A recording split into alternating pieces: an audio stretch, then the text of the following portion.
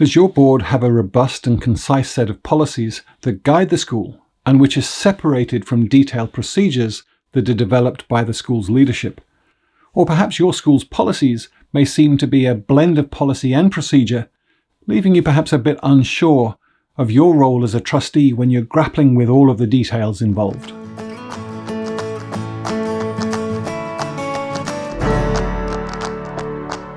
In this video, we explore the distinctions between policies and procedures, and how, as a board, you may be more effective in your governance role to manage and monitor school policies. Perhaps the first distinction has to be between policy and procedure. Policies form an important skeleton which supports all the various functions of the school.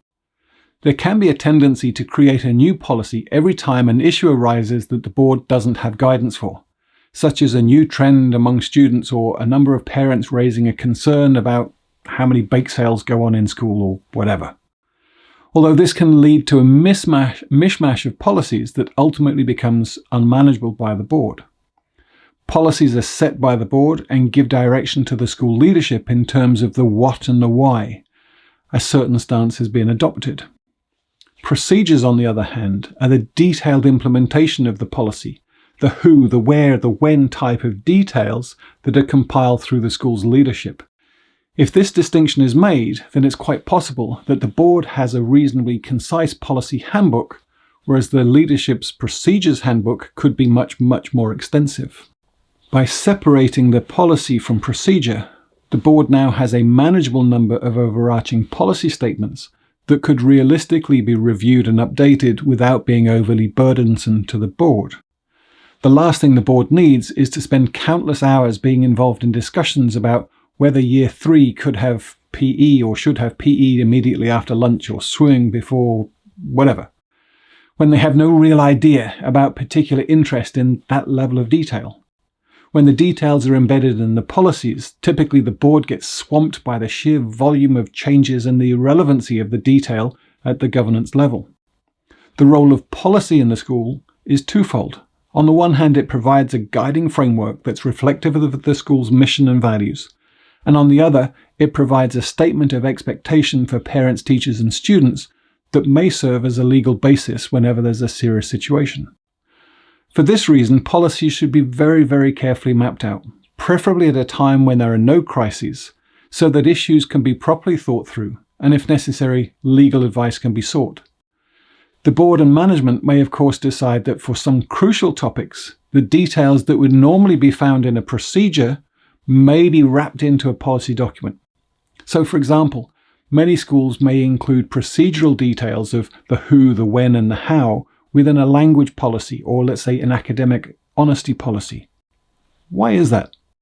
Well, quite often accrediting bodies or organizations such as the IB need to see those specific and detailed policy documents and to ensure that they're supported by the board.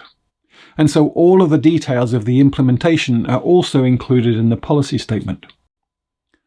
Okay, so the board policies are, in general, these broad directions that are then amplified in detail by the leadership in the procedures.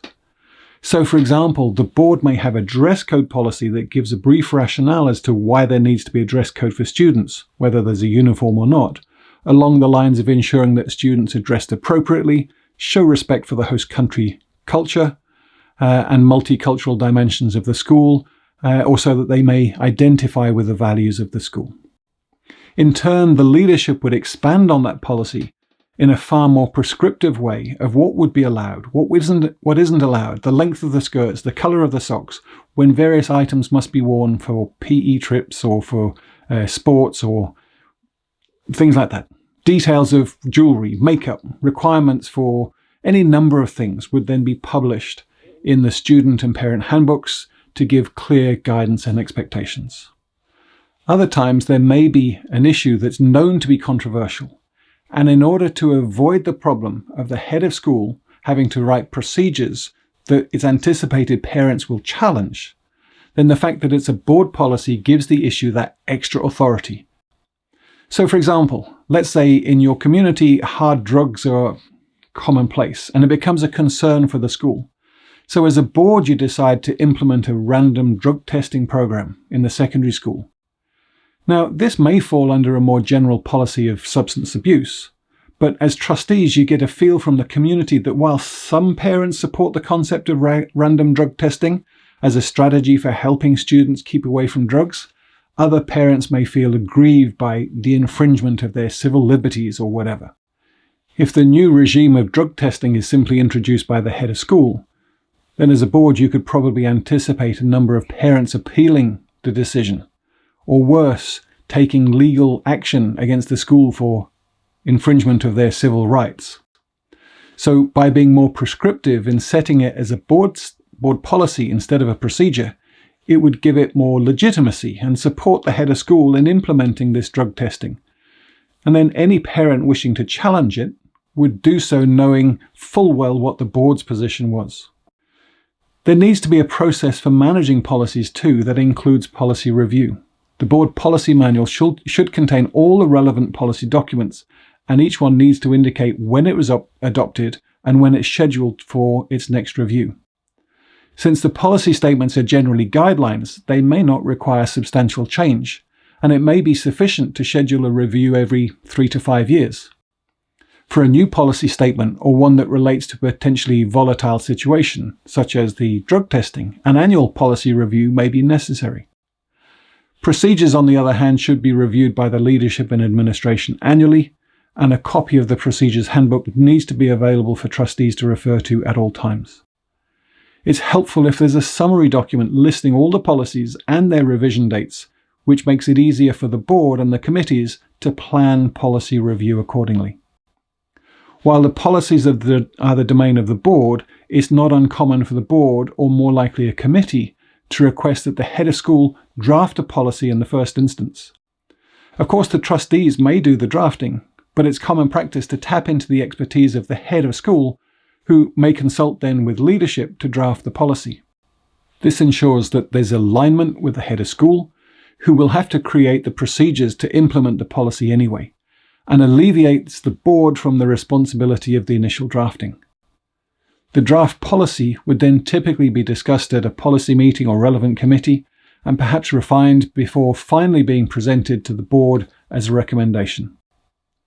It's worth noting that some boards have systems in place that require any policy change to be read at least 2 consecutive meetings before approval or adoption. This system may be specified in the Constitution as a way to ensure that policy change can't be rushed through or somehow hidden. So in summary, the school's policies are meant to be clear and definitive statements that provide direction to the school community and which work to amplify the school's mission and values. The policies guide decisions within the school and the board and are further detailed in the procedures. That gives the operational interpretation of the policies that's led by the leadership. Policies ensure timely, fair and consistent decision making and support the leadership by reducing confusion or misunderstanding. A comprehensive policy manual means that the board and leadership are less likely to be making decisions on the fly, which leads to the school displaying more consistency and integrity. What 3 aspects of your school's policies do you think might need to be reviewed? Do you know the scope of your school's policy manual, and are you clear about the review process and whether operational details are included within the policies or not?